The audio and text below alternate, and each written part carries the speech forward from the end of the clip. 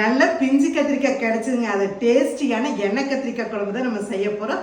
எப்படி செய்யலாம்னு பார்க்கலாம் வாங்க. பாருங்க, கத்திரிக்காய் எப்படியா இருக்குன்னு தெரியுங்க. லைட்டா இந்த காம்பை மட்டும் இப்படி கட் பண்ணிட்டு பாருங்க, இந்த மாதிரி தாங்க அறுக்கணும். இதே மாதிரி எல்லா கத்திரிக்காயும் அறுத்துக்கணும். எண்ணெய் 2 ஸ்பூன் ஊற்றிக்கலாங்க.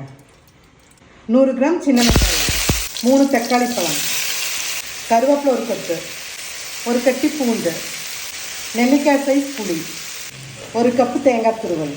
நீங்கள் நிறைய பேர் விரும்பி கேட்டால் ராதூஸோட சாம்பார் தூள் ரெடி. இந்த தூள் வேணுங்கிறவங்க கீழே கொடுக்குற நம்பருக்கு காண்டாக்ட் பண்ணிக்கோங்க. இந்த தூளை சாம்பார் தூளை போட்டு தான் எண்ணெய் கத்திரிக்காய் குழம்பு செய்ய போகிறேன்.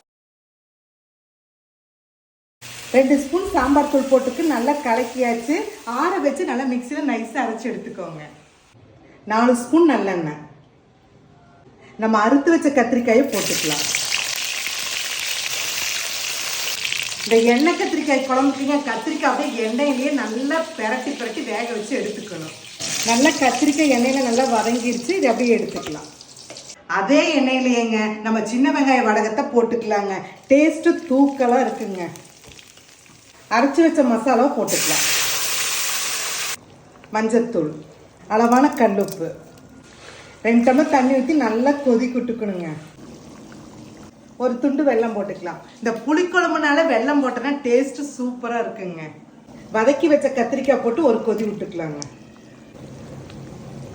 நல்லா டேஸ்டியான எண்ணெய் கத்திரிக்காய் குழம்பு ரெடி ஆயிடுச்சு. வாசமும் தூக்குதுங்க. இது சாதத்தில் பிணைஞ்சு சாப்பிட்டா செமையாக இருக்குங்க.